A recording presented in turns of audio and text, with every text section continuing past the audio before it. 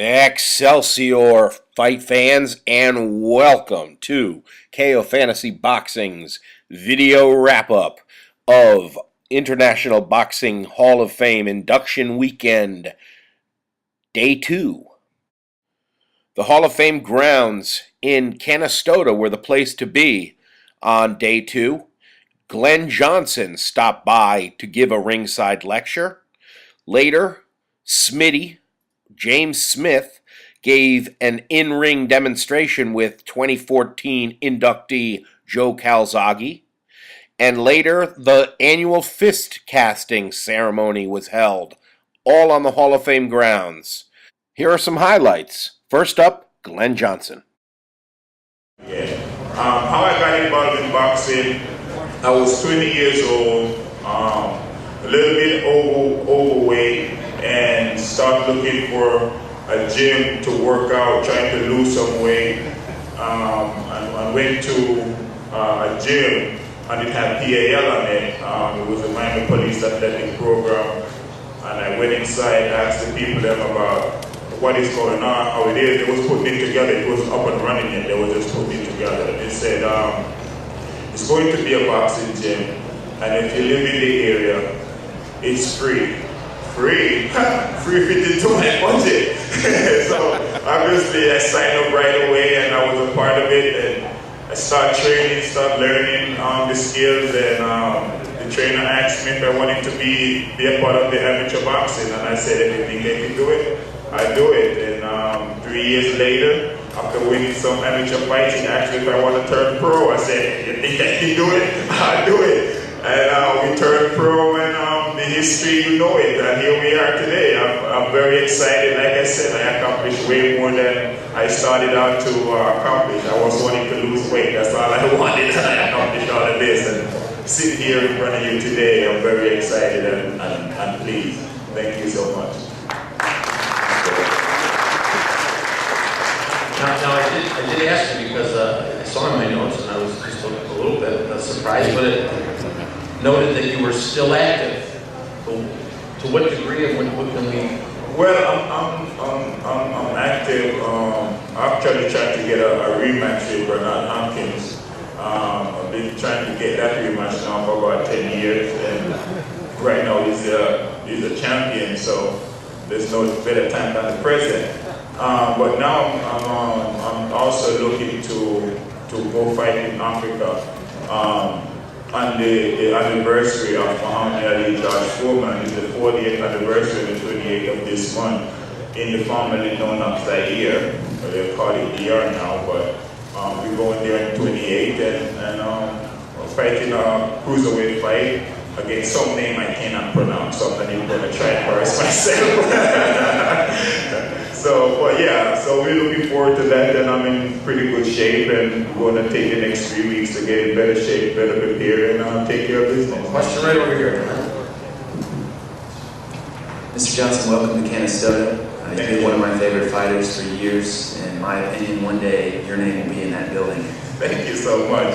My question is, has the British government called to officially apologize to you for the Clinton Woods robberies? No, they haven't, but I'm still waiting the phone call. We had some battles, Clinton Woods and I. We fought a lot of times, and he gave me the opportunity that I was searching for. Clinton Woods, we fought the first time when they called it a draw. We had a rematch, and that's where I won my championship. That kind of kickstarted my career. So I'm very thankful for that journey, because it made me to the man I am today. Question right here. Hey Glenn, real where you have a granite chin, and people always, that's your reputation. Let me ask you, who was the toughest puncher that you faced? The toughest puncher? I know the most difficult fighter that I fought is Bernard Hopkins, and the hardest puncher probably would say Tarver punched pretty hard, so I'll probably say Tarver. Hey Glenn, I'm just wondering, We have seen a trend, it seems, in great fighters who like to call the shots and fight where they want to fight. How significant is it? I'm specifically thinking Roy Jones, who never went to Germany to fight Darius Milchevsky, Floyd Mayweather today, who basically has made Las Vegas his home. How significant is it, or do you think of it as a knock on a fighter in terms of greatness if they've never gone overseas to fight or are just reluctant to fight in an opponent's backyard? I don't think it's a knock on a fighter. I mean, in anything you do, if you can have it your way, is always better. You know, so I think quality opponents that you fight, I mean, if the best around the world want to come and fight you, it's no problem with that. I think the thing that we need to pay more attention to is just the judges. We just get a fair amount of judges that's possible who want to look at a fight and judge it correctly, not judge it because there's a hometown guy and you give him a hometown decision. Just judge the fight and whoever wins. I think that's more important than where you fight him. Certainly everyone in the room can be supporting you, but there's only one person throwing punches at you. You know, you watch the referee and he's trying to sneak anything in, but yeah, and so long as it's just that one guy in the ring, it doesn't matter. So I don't really think it's a knock on any person's legacy. I mean, it's, you know, just work hard and create great fights for the fans. That's it. Thank you. In this quarter, we've been on the air now, thank God, for 10 years. We're the only weekly syndicated show. We feature all the great fighters. We've done 50 of these. Joe has done it with us before in Las Vegas before he took IBHOF to school, which is very cool to do. Okay, he's been gracious enough and kind enough to do it again here for you guys. So give it up for 46-0, 2014 Hall of Famer.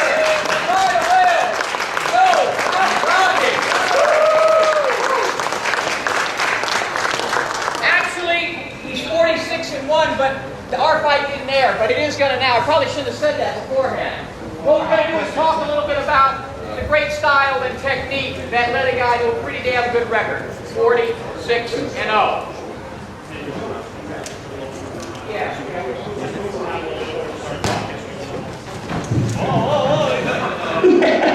Hey, you and D-Hop to me.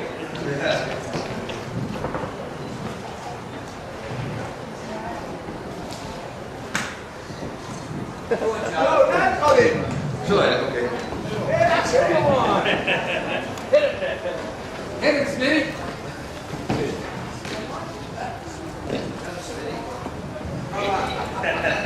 Cool, man.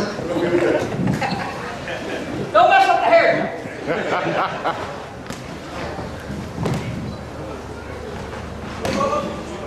Get it up there, Joe, before he actually slips.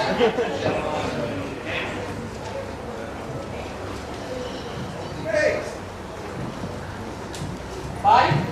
Okay. His dad's giving me instructions to go to his body. Oh. I don't think I would fall. Yeah. He said Calzaghe had a calzone last time.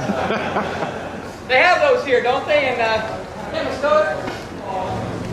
Right. First off, welcome to the quarter, mate. Thank you.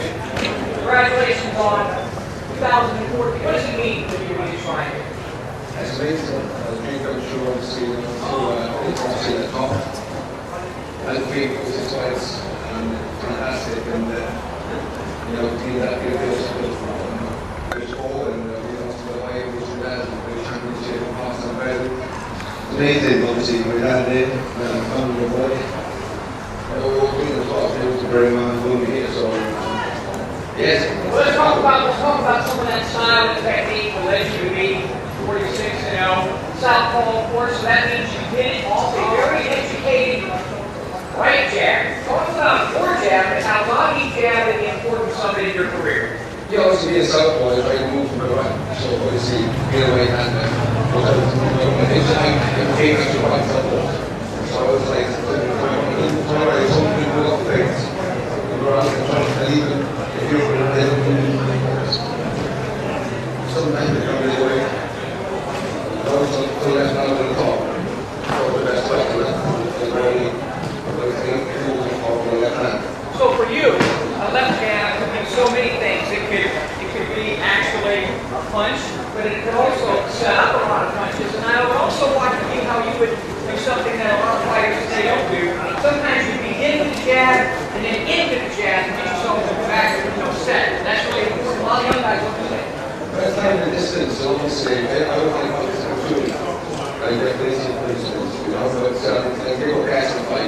I was coming through the sun and we get over that kind of stuff. You tried to, you set back the counter machine. So people go around and they start thinking they knew what you're going to do. Then really, directly you went over the top, Photoshop. Photoshop is very close. There was lots of things. And in this case, I was trying to accept it already.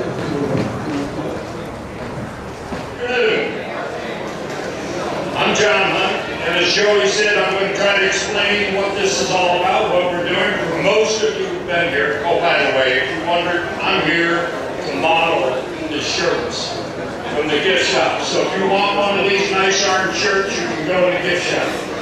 But other than that, we do fist casting here. It's a tradition, 3 o'clock on Friday afternoon. We're getting a little jump on it. I think we're about 15 minutes early, so forgive us for seeming rushed. But I think it's wonderful that the first celebrity to come up on the stage is Oscar de la Hoya. Let's give it to Oscar.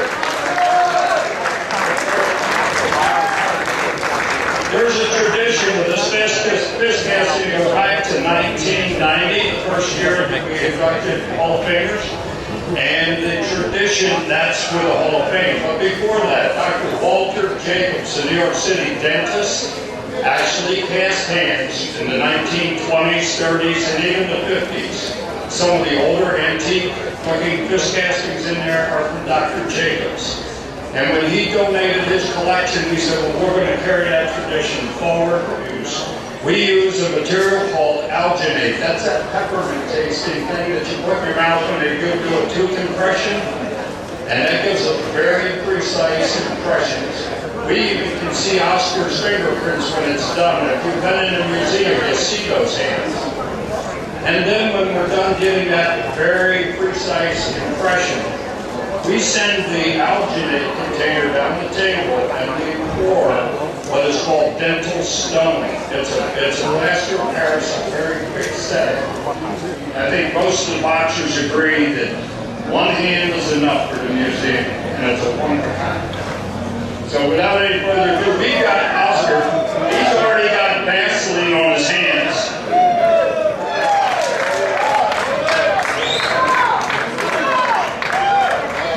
Oh, look at that. Welcome to the stage, ladies and gentlemen. You're the 2014 Hall of Fame inductee, Felix Tito, Trinidad. How about that? Now we got 2 Hall of Famers on the stage. And the party's about to begin up here. But the fist casting team that I work with has been with me.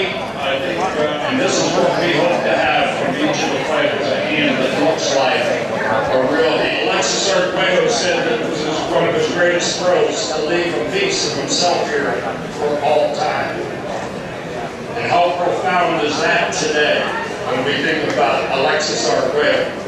So we have 254 of the greatest boxers of all time on collection. So without any further ado, I'm going to start going to work. So thank you for your attention. By the way, some people ask me if they ever, are they bronze or they cast in metal because they look metallic.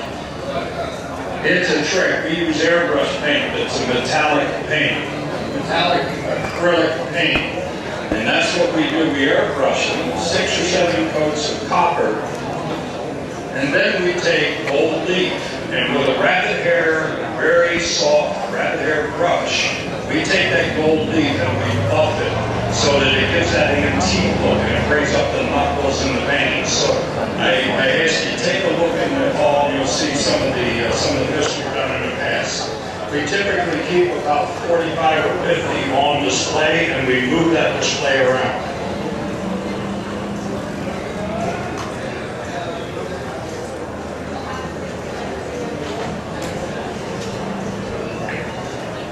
Okay, ladies and gentlemen, here we go. Your 2014 Hall of Fame inductee, Oscar de la Hoya.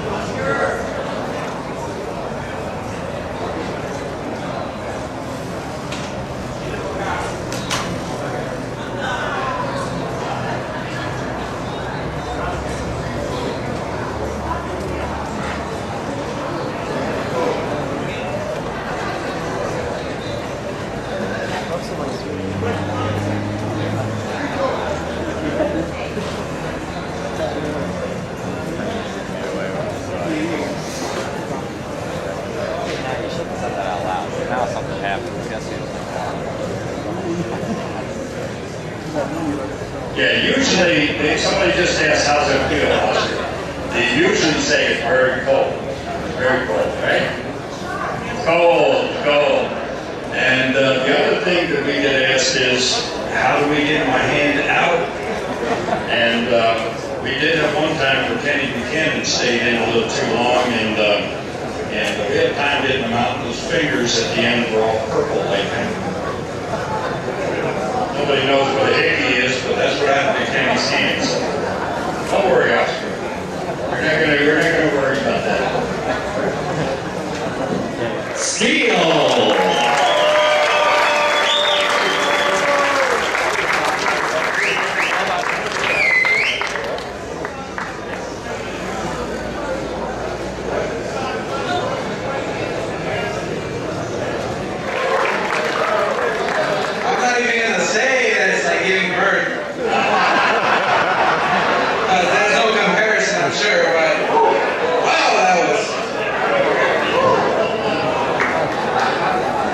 Funny, I've never seen anyone say it was difficult.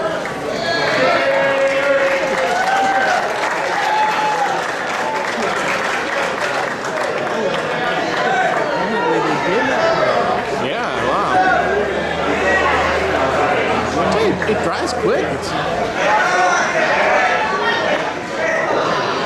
His face doesn't fit, no wonder he hits hard.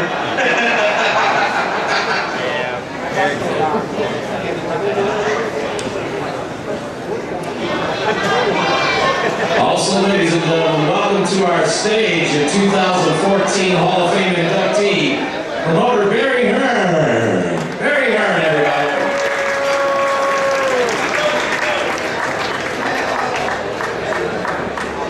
Now that's the first.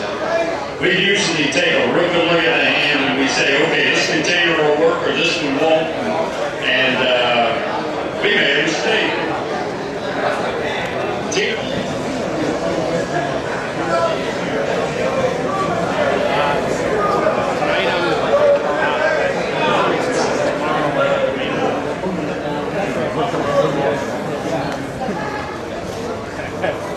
This weekend.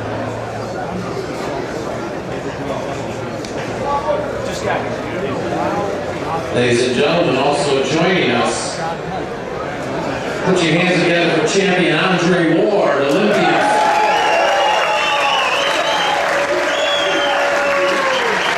Put your hands together for Olympian.